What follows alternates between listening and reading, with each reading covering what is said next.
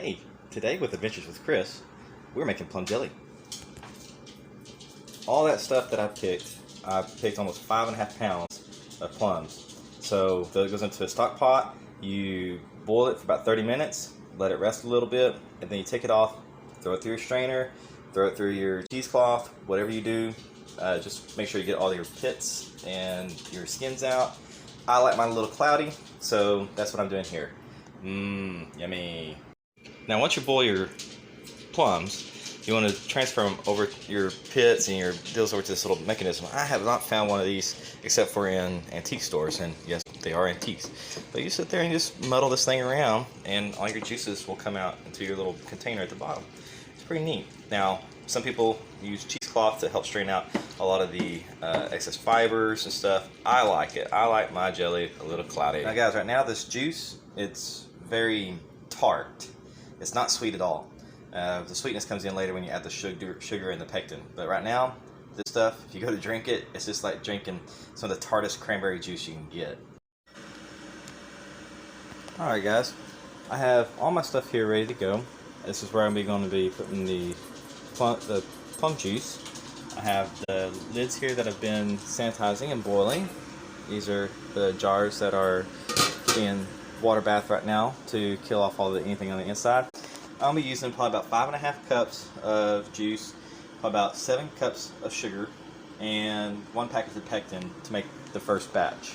So here we go.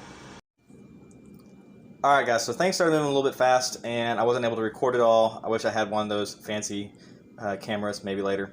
Anyways, I took the 5.5 cups of juice to 7 cups of sugar to 1 package of pectin, boiled it, got it down to these jars, put it in there, put lids on there, everything's sanitized, fix and put them over into a water bath. This thing right here, you want to boil it for about 10 minutes where I'm at on my elevation. So we'll get that going and I'll show you the results. Oh, here's a little treat. That's the foam off the top. I love that stuff with some biscuits. Anyways. Alright guys, I'm taking these jars with these tongs here that come with the jelly making set or canning set. I'm going to put these jars down into the water bath here. Make sure the tops are covered by at least about 1/4 inch of water because this stuff's going to boil down.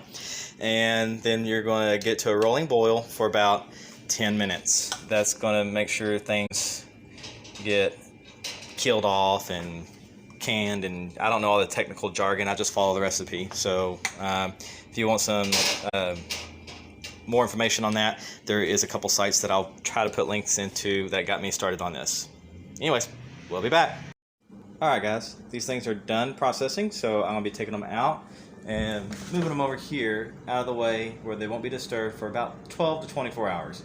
So it's pretty easy. You take your tongs, put it down in here, grab them, make sure you kind of get some excess water off of it, move it around. Ooh, look at that color. And then voila, just let it set. Yay! I just heard my first can ding. It makes these little ping noises every time that it seals. So those right here will go down. Don't touch them. They'll go down on their own. If they don't go down on their own, then, oh, there goes one. Then what you want to do is you want to use it. Probably the first can you want to use or jar you want to use, just because you have to go through the whole recanning process, and that's just too much time and effort for one or two. So either give it to somebody that's going to use it right away, or use it right away yourself.